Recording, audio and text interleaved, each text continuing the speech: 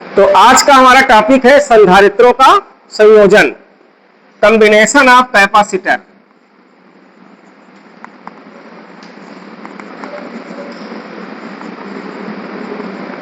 बच्चों, कैपेसिटर का कॉम्बिनेशन कितने प्रकार से हम करते हैं? दो प्रकार से। सबसे पहला हम पढ़ते हैं श्रेणी क्रम संयोजन। सबसे पहला क्या है? श्रेणी क्रम संयोजन, सीरीज कॉम्बिनेशन। और दूसरा हमारा क्या है? समांतर क्रम संयोजन यानी कि पैरेलल कॉम्बिनेशन।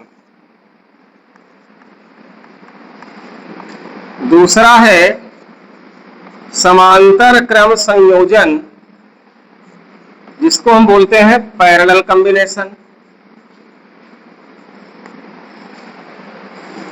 अब श्रेणी क्रम में कैसे कैपेसिटर को जोड़ा जाता है, दिमाग लगाइएगा थोड़ा सा। अगर बात करें पहले वाले को पढ़ने जा रहे हैं श्रेणी क्रम को, पैरेलल को हम बाद में पढ़ेंगे। पहले किसको पढ़ेंगे? श्रेणी को। तो हमने ये कई सारे कैपेसिटर ले लिए हैं। ध्यान से देखिएगा, ये हमने 3 कैपेसिटर लिया हुआ है। कैसे जाने कैपेसिटर? 2 प्लेटों को अगर कुछ दूरी पर रख दिया जाए तो क्या बन जाता है? कैपेसिटर। पहले प्लेट को कहीं से इसको चार्ज दिया गया, मान लीजिए पहले कैपेसिटर की ये पहली प्लेट है, ये दूसरी प्लेट है। ये दूसरे कैपेसिटर की ये पहली प्लेट है और ये दूसरी प्लेट है। तीसरे कैपेसिटर की ये पहली प्लेट है और ये दूसरी प्लेट है। इस कैपेसिटर की कैपेसिटी C1 है, इसकी C2 है और इसकी C3 है। इसके दूसरे वाले को आगे के पहले वाले से जोड़ दो और इसके दूसरे वाले को आगे के, तो क्या कॉम्बिनेशन कहलाएगा? सीरीज। जब सभी कैपेसिटर को ऐसे जोड़े कि पहले के दूसरे को दूसरे के पहले से, दूसरे के दूसरे को तीसरे के पहले से, तीसरे के दूसरे को चौथे के, मतलब सभी के दूसरे को आगे वाले के पहले वाले से जोड़ दिया जाए और लास्ट में पहले के पहले वाले को +Q चार्ज दिया जाए और लास्ट वाले कैपेसिटर का लास्ट प्लेट का कांटेक्ट कहां से कर दिया जाए? ग्राउंड से कर दिया जाए। तो ये कॉम्बिनेशन आपका सीरीज बन जाएगा। अब इसको +Q आपने चार्ज दिया तो यहां पर तो +Q इसको मिल गया, इस पे कौन सा फैल जाएगा? माइनस। फिर इस पे कौन सा फैल जाएगा? प्लस। इस पे कौन सा आ जाएगा? माइनस। इस पे क्या आ जाएगा? प्लस। एक बात का विशेष ध्यान देना कि जो चार्ज यहां से गया है वही चार्ज इसको भी मिलेगा, वही चार्ज इसको भी मिलेगा और वही चार्ज इसको भी मिलेगा। लेकिन इनकी प्लेटों के बीच का जो पोटेंशियल डिफरेंस है वो अलग अलग रहेगा। इसका V1 होगा, इसका V2 होगा और इसका V3 होगा। तो यहां पर किसका बंटवारा हुआ है? चार्ज का या पोटेंशियल डिफरेंस का? पोटेंशियल डिफरेंस का। विभवांतर का, विभव का बंटवारा यहां पर हुआ है। आवेश सभी में क्या है? एक समान है। तो हम मान लेंगे कि माना हमारे पास 3 कैपेसिटर है। हम मान लेते हैं कि हमारे पास 3 कैपेसिटर है जिनकी कैपेसिटी C1, C2 और C3 है और ये सीरीज कॉम्बिनेशन में जोड़े गए हैं, श्रेणी क्रम में जोड़े गए हैं। सभी कैपेसिटर के प्लेटों पर जो चार्ज है वो Q है और इनकी प्लेटों के बीच का जो पोटेंशियल डिफरेंस है वो V1, V2, V3 है। तो हम निकाल लेते हैं पहले वाले का पहले पोटेंशियल डिफरेंस, फिर दूसरे वाले का, फिर तीसरे वाले का। तो potential difference across the plate of first capacitor. जो पहला कैपेसिटर है, बंद करो, फर्स्ट कैपेसिटर क्या निकल के आ जाएगा? देखो, आपको पढ़ाया गया है C = Q/V। तो V का मान निकालोगे तो Q/C हो जाएगा, नहीं हो जाएगा? तो पहली वाली जब प्लेट के बीच में जा रहे हो तो आ जाएगा V1 = Q/C1। फिर हम निकालेंगे potential difference across the plate of second capacitor. चलो भाई, सेकंड कैपेसिटर की ही कहानी देख लो, उसमें क्या बन रहा है? तो आप बता सकते हो V2 = Q/C2। फिर potential difference between the plate of third capacitor क्या बन जाएगा जरा बताइए। V3 बराबर Q upon C3, therefore total potential difference, तो कुल पोटेंशियल डिफरेंस हो जाएगा V बराबर V1 plus V2 plus V3। V की value Q upon C, V1 की value Q upon C1, V2 की वैल्यू Q अपॉन C2 और V3 की वैल्यू Q अपॉन C3। ये हो जाएगा Q upon C, Q common ले लीजिए तो 1 upon C1 plus 1 upon C2 plus 1 upon C3। Q से Q कट गया तो 1 अपॉन C1 मिल गया, 1 upon C1 plus 1 upon C2 plus 1 upon C3। ये आपको मिल गया सीरीज कॉम्बिनेशन के लिए रिजल्टेंट। क्या मिल गया? सीरीज कॉम्बिनेशन के लिए रिजल्टेंट। सीरीज कॉम्बिनेशन में जो खास ध्यान देने वाली बातें हैं तो वो ये है कि चार्ज जो है वह एक समान बना रहता है, वह नहीं बदलता है, लेकिन जो पोटेंशियल डिफरेंस है प्लेटों के बीच का, जो विभवांतर है प्लेटों के बीच का, वो क्या हो जाता है? डिफरेंट होता है, अलग अलग रहता है। वो क्या हो जाता है बच्चों?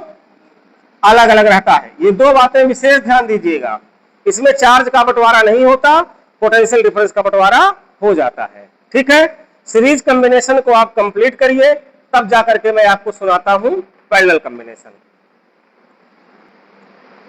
क्या प्रॉब्लम जा रही है? हिंदी क्यों सरस्वती? समझ में नहीं आया? अच्छा, सरस्वती की प्रॉब्लम है कि सर हिंदी में नहीं लिखे हैं, तो एक बार हिंदी में सुन लीजिए। इसको लिखोगे पहली प्लेटों के सिरों के बीच विभवांतर, यहां लिखोगे दूसरी प्लेटों के सिरों के बीच विभवांतर, यहां लिखोगे तीसरी प्लेटों के सिरों के बीच विभवांतर, यहां लिखोगे कुल विभवांतर। क्या हिंदी में लिख दे? समझ में आ रहा है ना? ऐसे बोलो, समझ में आ रहा है? पहली प्लेटों के सिरों के बीच विभवांतर, दूसरी के, तीसरी के और कुल विभवांतर आ गया। ठीक है, चलिए अब हम शुरू करने जा रहे हैं समांतर क्रम संयोजन। आइए, नेक्स्ट क्या है? समांतर क्रम संयोजन। इसको भी समझ लो। समांतर क्रम में जब कैपेसिटर को जोड़ना हो तो कैसे जोड़ोगे?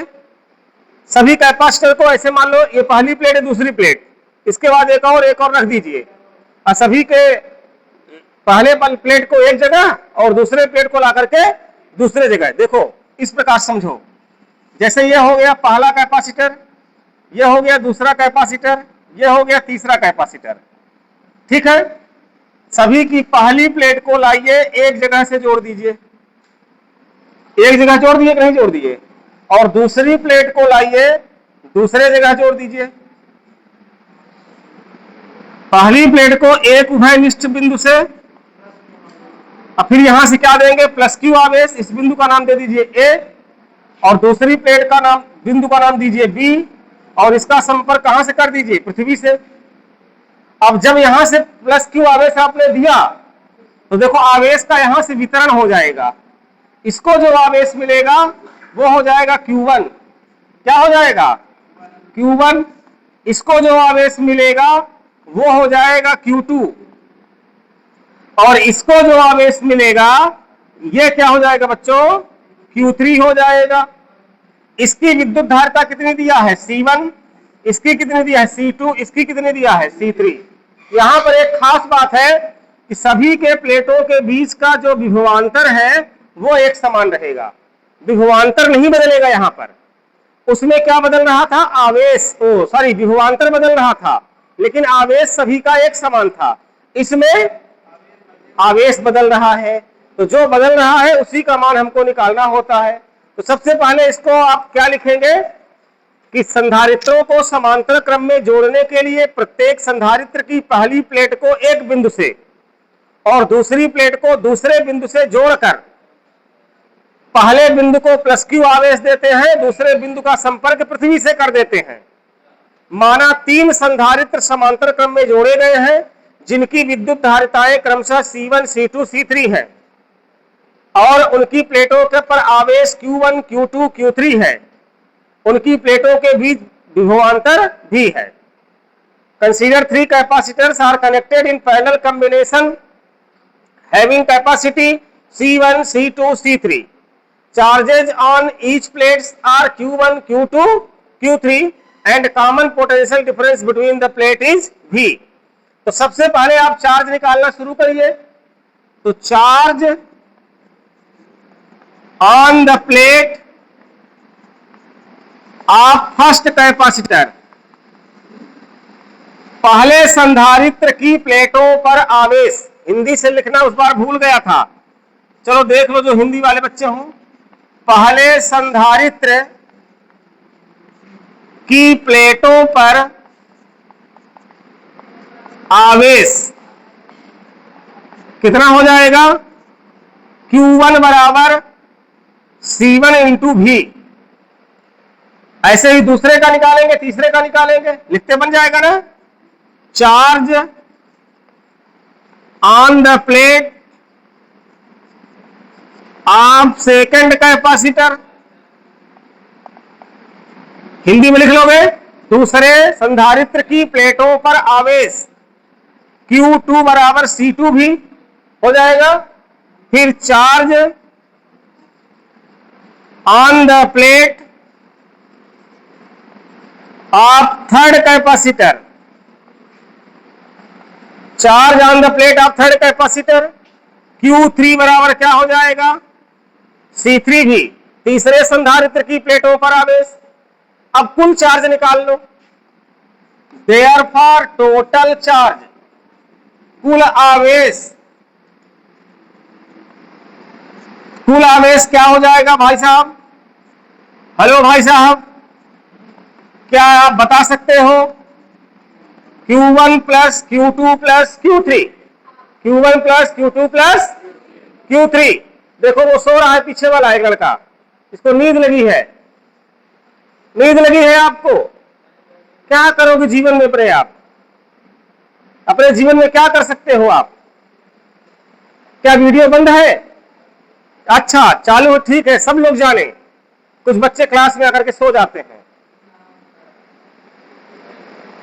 अब बताइए, मैं डांस करूंगा तो आपको नींद नहीं आएगी, अगर मैं डांस करके पढ़ाऊं तो।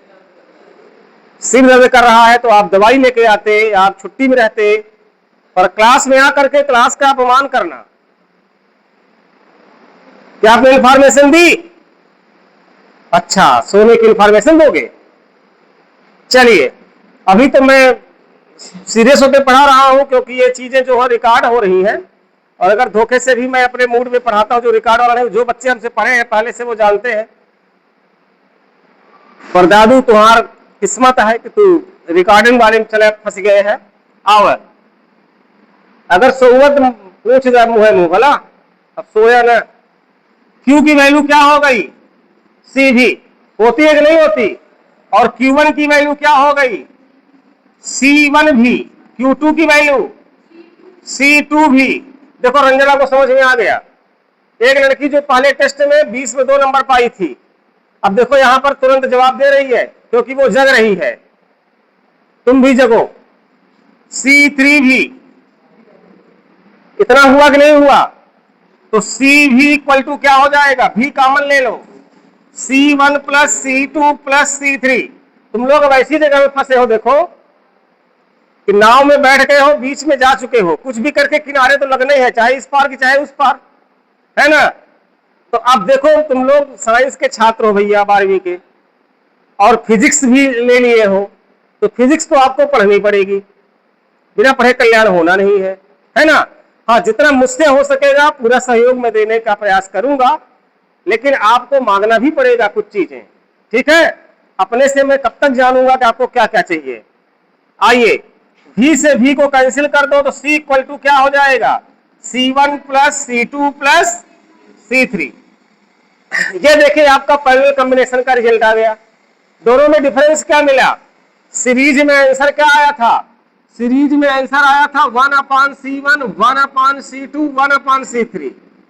जो रिजल्टेंट कैपेसिटी होती है कुछ इस प्रकार से आई थी सीरीज में, यानी कि उनको उल्टा करके जोड़ रहे थे, तब परिणामी धारिता के उल्टे के बराबर हुआ। और यहां सीधे सीधे जोड़ दिया जाएगा। आई बात समझ में? चलिए इसको भी आप नोट कर लीजिए।